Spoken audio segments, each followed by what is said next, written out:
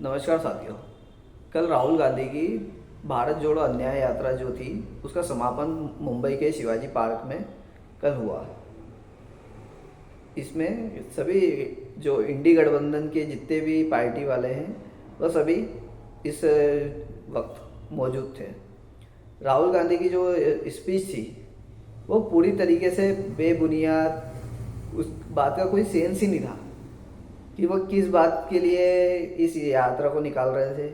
क्या यात्रा का मतलब उद्देश्य क्या था।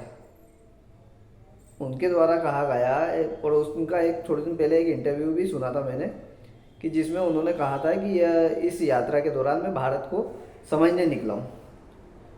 मेरा ये कहना एक ये पड़ता है कि जैसे राहुल गांधी को इस देश में पैदा हुए 52 साल हो गए, ठीक 70 साल से उनके परिवार ने इस देश पर राज किया।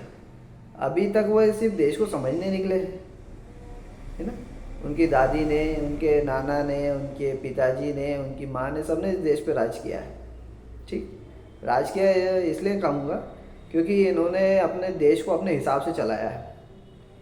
ठीक, इस वक्त पे जैसे जब ये स्पीच दे रहे थे तब उन्होंने एक बात बोली कि सनातन धर्म में एक शब्द है शक्ति, जिसके विरुद्ध हम लड़ रहे हैं। तो मैं राहुल गांधी को एक बात बताना चाहूँगा कि सनातन धर्म में शक्ति शब्द का प्रयोग माँ दुर्गा के लिए किया जाता है और शक्ति सनातन धर्म में सबसे ज़्यादा सम्मान्य एवं पूजनीय शब्द है। शब्द कहें, एक आत्मा है शक्ति, और यह इनका जो परिवार है ये शुरू से ही हिंदू विरोधी रहा है। उनको ये नहीं पता है कि सनातन हिंदू धर्म पूरे विश्व में सर्वप्रथम सर्वोपरि है। आज हम देखेंगे तो विदेशी लोग, विदेशों में भी कई लोग सनातन को अपना रहे हैं। क्यों अपना रहे हैं? क्योंकि सनातन में एक खासियत है कि यह लोगों से लोगों को जोड़ने का काम करता है। उसी जगह पे कांग्रेस पार्टी का इतिहास रहा है कि इन्होंने हमेशा देश को तोड़ने का काम किया।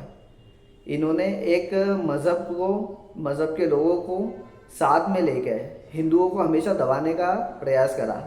जब इस देश के आज़ाद होने के बाद में जब दो टुकड़े हुए थे, ठीक, इस्लाम के नाम पर देश के दो टुकड़े किए गए थे, ठीक, तो नेहरू और गांधी द्वारा जो इस्लामिक लोग थे, जो ये मानते थे कि भैया ये देश हमारा नहीं है, इस्लाम के नाम पे जिन्होंने अलग देश की मांग करी थी तो उनको वहाँ चले जाना चाहिए था।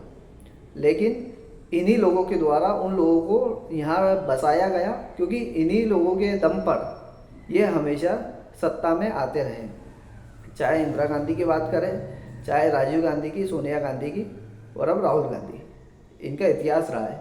लेकिन ये नहीं जानते जिस सनातन धर्म को इन्होंने हमेशा दबाने की कोशिश करी, वह सनातन धर्म को जो भी नाश करने की सोची जिसने भी, उसका सर्वनाश हो चुका है। चाहे हम राक्षसों की बात करें या उसके बाद मुगलों की बात करें, सभी का नाश हुआ है। और जो आज सनातन धर्म पे उंगली उठाते उनका नाश निश्चित है, उनका नाश होकर रहेगा। दूसरी जगह हम बात करें कि हम इनके परिवार द्वारा जितने भी हिंदू मंदिर होने उनको मतलब कुछ किया नहीं गया, उनकी देखरेख नहीं की गई, उनको संवारा नहीं गया। बिल्कुल मुगलों की तरह इनकी आदतें रही। ठीक, राम मंदिर जो है 500 साल पुराना मुद्दा था। यह चाहते हैं 70 साल के इनके राजनीतिक करियर में ये राम मंदिर को बना सकते थे, लेकिन इन्होंने क्यों नहीं बनाया?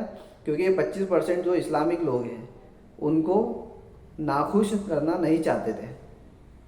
ठीक है, इनका हमेशा ये रहा कि एक वोट बैंक की राजनीति के तहत इन्होंने एक वर्ग को खुश करने के लिए बहुवर्ग को जो है दबाने का काम करा। हमारा देश जो है, हमारा सनातन धर्म जो है वह सर्वोपरि है। हमारे देश जो सनातन धर्म है उसका इतिहास सबसे पुराना इतिहास है।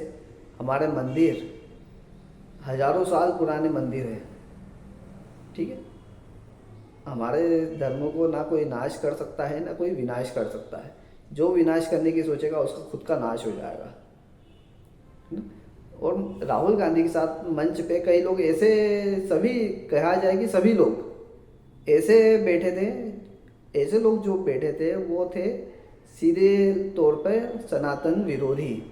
जिसमें बात की जाए एम के स्टालिन की, बात की जाए तेजस्वी यादव की, बात की जाए जो हमारे हिंदू हृदय सम्राट बाला साहब ठाकरे हैं, जिन्होंने हिंदू धर्म को हमेशा सर्वोपरि माना, उनकी एक नालायक औलाद उद्धव ठाकरे, वो भी उस जगह पर बैठे थे। ठीक, इनका इन्होंने राजनीति के लिए अपने बाप दादाओं की जो सोच थी उसे गड्ढे में डाल के अपनी राजनीति सीखने का काम कर रहा है।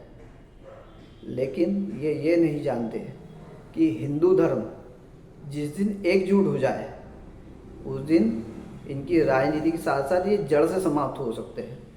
इनके मन की जो जड़ें हैं, जो एक धर्म विरोधी है, वो हमेशा के लिए समाप्त हो जाएगी।